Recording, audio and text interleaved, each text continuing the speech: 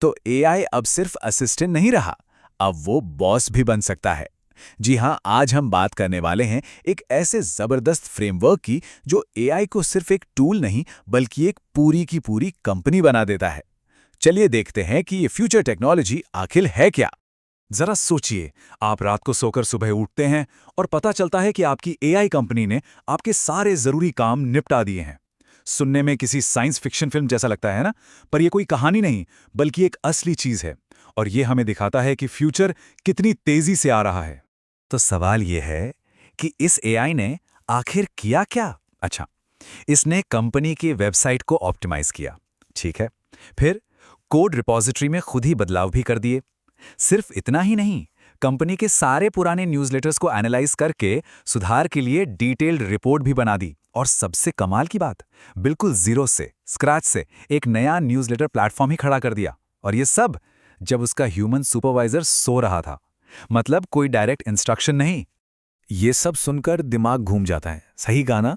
मतलब ये कैसे मुमकिन है? एआईज की एक पूरी टीम एक ऑटोनॉमस कंपनी की तरह कैसे काम कर सकती है, वो भी बिना किसी इंसान के दखल के?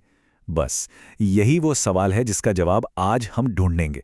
तो इस पूरी टेक्नोलॉजी के पीछे जो इंजन है उसका नाम है पेपरक्लिप। चलिए अब समझते हैं कि ये पेपरक्लिप आखिर है क्या और ये काम कैसे करता है। तो देखिए, पेपरक्लिप एक ओपन सोर्स फ्रेमवर्क है। आसान भाषा में कहें तो ये एक तरह का सिस्टम है जो बहुत सारे अलग अलग एआई एजेंट्स को एक साथ लाता है और उन्हें मैनेज करता है। मतलब ये एक डिजिटल बॉस की तरह है जो अपनी एआई टीम बनाता है। ये सारे एजेंट्स आपस में बात करते हैं, मिलकर काम करते हैं, बिल्कुल एक असली कंपनी की तरह। और यहीं पर हमें एक बहुत बड़ा फर्क समझना होगा। देखिए, एक सिंगल एआई एजेंट जैसे कि कोई चैटबॉट, वो एक असिस्टेंट जैसा होता है। हम उसे कुछ करने को कहते हैं, वो कर देता है। लेकिन पेपरक्लिप वो एक एआई कंपनी बनाता है, एक पूरी की पूरी ऑर्गेनाइजेशन। ये सिर्फ कमांड का इंतजार नहीं करती, ये प्रोएक्टिव है, खुद से सोचती है, प्लान बनाती है और बड़े बड़े प्रोजेक्ट्स को हैंडल करती है। इसका अपना एक हायरार्किकल स्ट्रक्चर, एक ऑर्ग चार्ट तक होता है। ठीक है, तो ये तो समझ आ गया कि ये है क्या। पर अब असली सवाल, ये काम कैसे करता है? एक एआई कंपनी की सोच का तरीका क्या है? चलिए इसके ब्लूप्रिंट को डिकोड करते हैं।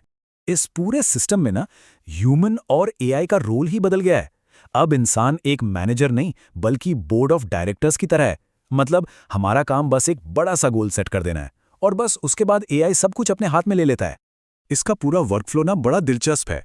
देखिए, स्टेप 1, ह्यूमन एक मिशन सेट करता है। मान लीजिए कंपनी की ऑनलाइन प्रेजेंस को बेहतर बनाओ। स्टेप 2, इसके बाद जो प्राइमरी एजेंट है, मतलब सीईओ एजेंट, वो एक्टिवेट होता है।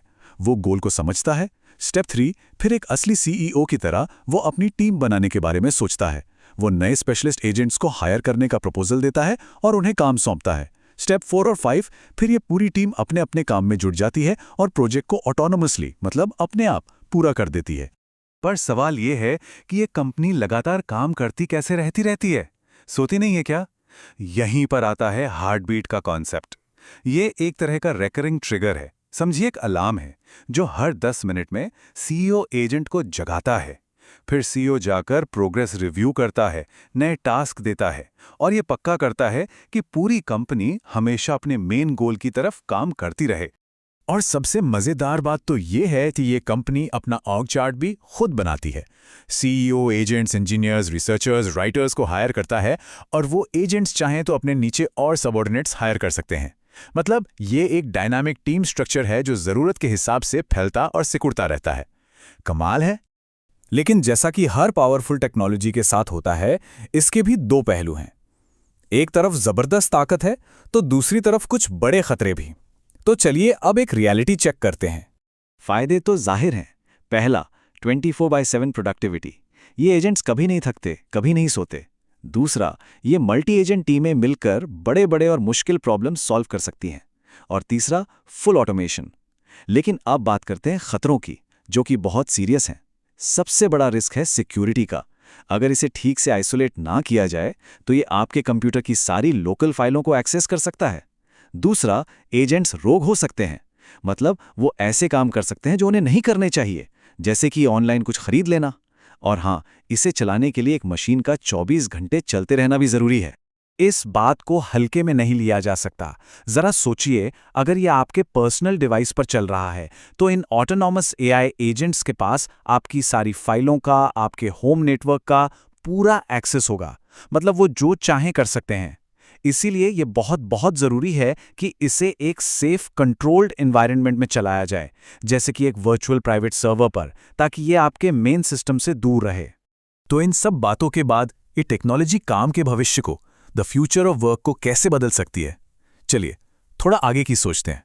देखिए, ये मानना पड़ेगा कि ये टेक्नोलॉजी अभी बहुत शुरुआती स्टेज में है, लेकिन पेपरक्लिप हमें भविष्य का एक प्रोटोटाइप, एक झलक जरूर दिखाता है।